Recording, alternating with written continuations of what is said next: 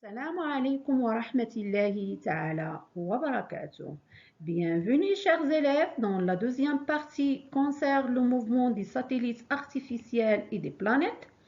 On va présenter dans cette partie différents points, commençons par le mouvement circulaire uniforme, puis on va expliquer les différentes caractéristiques du mouvement circulaire uniforme. On passe à donner les conditions d'obtention d'un mouvement circulaire et finalement, on va faire un rappel de la loi de gravitation universelle. On commence par le mouvement circulaire uniforme. Tout d'abord, pour étudier les mouvements des planètes et des satellites dans les parties suivantes, on considère que la trajectoire des mouvements est circulaire. Dans ce cas, les lois de Kepler deviennent. La dernière fois, dans la première partie de notre cours, on a expliqué les trois lois de Kepler. Alors, ce qui concerne la première loi, et comme rappel, nous avons dit que la trajectoire du mouvement d'une planète est elliptique. Mais dans notre cas, pour simplifier, on considère que la trajectoire du mouvement des planètes est circulaire. Pour la deuxième loi ou bien la loi d'Isère, la dernière fois, on a vu que pendant la même durée delta t, on a d'Isère égale. Mais dans notre cas, on a les aires sont égales, alors les vitesses V1 et V2 sont égales aussi, ce qui implique que la vitesse reste constante. Alors, pour la troisième loi de Kepler, tout simplement, on remplace A par R. Donc, la relation devient T au carré sur R puissance 3 est égal à une constante. On passe maintenant, mes chers élèves, à présenter les différentes caractéristiques du mouvement circulaire uniforme. Tout d'abord, on va définir le mouvement circulaire uniforme. Alors, c'est quoi un mouvement circulaire uniforme? Tout simplement, un mouvement dit circulaire uniforme, si la trajectoire est un cercle parcouru à une vitesse constante. Comme vous voyez ici, on a la trajectoire du mouvement d'un point M est circulaire. Alors, lorsque le point M se déplace d'une position à une autre, il parcourt l'abscisse angulaire θ, tel que θ est l'angle compris entre les deux vecteurs I et CM. On définit aussi l'abscisse curviline S et la distance entre le point X et M. Comme rappel, on a déjà montré la relation entre l'abscisse angulaire θ et l'abscisse curviline dans l'année précédente. On trouve que la relation est la suivante, S est égal à R fois θ. On passe maintenant, mes chers élèves, à donner l'autre caractéristique du mouvement circulaire uniforme. Parmi les caractéristiques du mouvement circulaire uniforme, on cite la vitesse linéaire et la vitesse angulaire oméga. Alors, c'est quoi la relation entre les deux vitesses v et oméga? On sait que oméga, tout simplement, c'est la dérivée de l'abscisse angulaire par rapport au temps qui est égal à une constante, car on a ici un mouvement circulaire uniforme tel que oméga en radians par seconde. La dernière fois, nous avons vu que S est égal à R θ. Donc, si nous avons fait la dérivée de cette relation, on trouve que V est égal à R oméga ou bien oméga est égal à V sur R.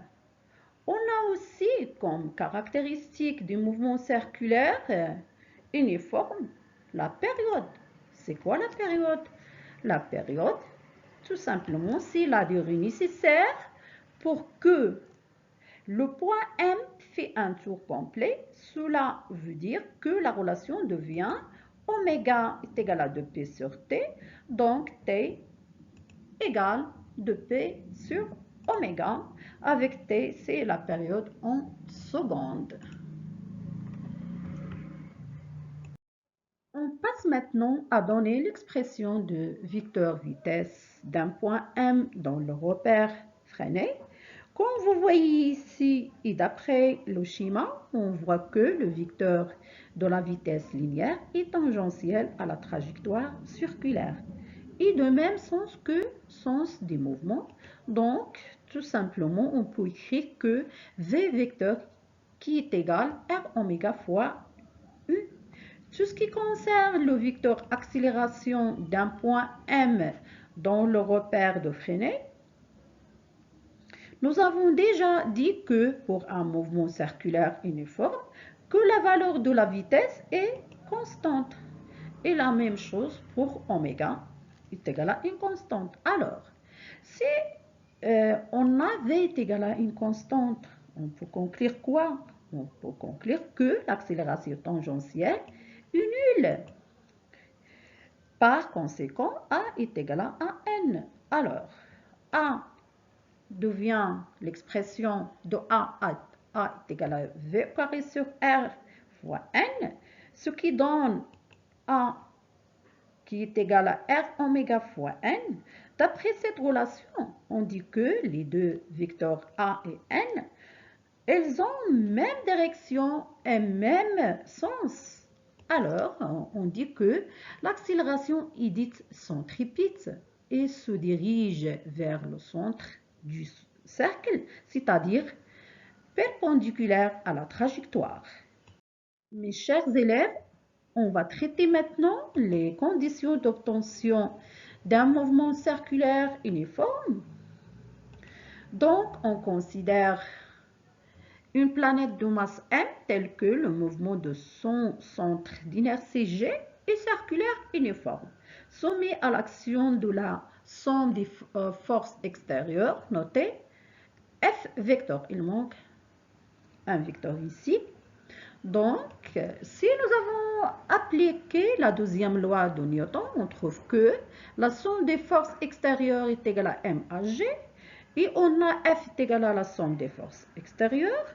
Donc, l'expression de F devient tout simplement égale à M à G. D'après cette relation, on peut dire que les deux vecteurs force et vecteur accélération, elles ont même direction ainsi que même sens.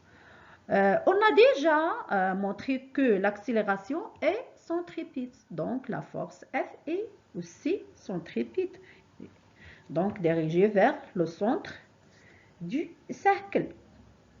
Ainsi que AG est égal à V au carré sur R fois N, donc l'expression de F devient F est égal à M fois V au carré sur R fois N. On conclut que l'intensité de la force F est égale à M fois V au carré sur R. Et par conséquent, dans un référentiel galiléen, le mouvement du centre d'inertie d'un solide est circulaire uniforme. C'est quoi? C'est la force ou le vecteur force est centripète et aussi c'est la valeur de F est constante et vérifiée par la relation suivante. F est égal à M fois V au carré sur R. Donc, comme rappel, M c'est la masse du solide en kilogrammes, V c'est la vitesse en mètres par seconde et R c'est le rayon de la trajectoire circulaire. Maintenant, on va traiter dernier point concerne la loi de gravitation universelle. Newton a énoncé la loi de gravitation universelle qui traduit l'attraction entre deux solides. Comme vous voyez ici, on considère l'interaction gravitationnelle entre deux corps A et B, dont masse respective MA et MB est séparée par une distance AB. Donc, d'après le schéma, on a ici le corps A exerce une force d'attraction sur le corps B et le corps B exerce aussi une force d'attraction sur le corps A. Donc, on peut dire que d'après les caractéristiques de deux forces, que les deux forces ont même Direction, même intensité, mais de sens opposé. Donc, l'expression de la force F A sur B qui est égale à moins FB sur A qui est égal à moins GMA fois MB fois AB au carré fois UAB, tel que G, c'est la constante de gravitation universelle qui est égale à 6,67 10 puissance moins 11. L'unité c'est le newton fois mètre au carré, kilogramme moins 2. MA et MB sont exprimés en kilogrammes. AB est la distance entre les deux centres du corps A et B. UAB, c'est le vecteur unitaire dirigé de A vers B. Mes chers élèves, comme ça, on a terminé la deuxième partie concerne le mouvement des satellites artificiels des planètes. Merci pour votre attention et à la prochaine fois, Inch'Allah, pour traiter la troisième partie de notre cours.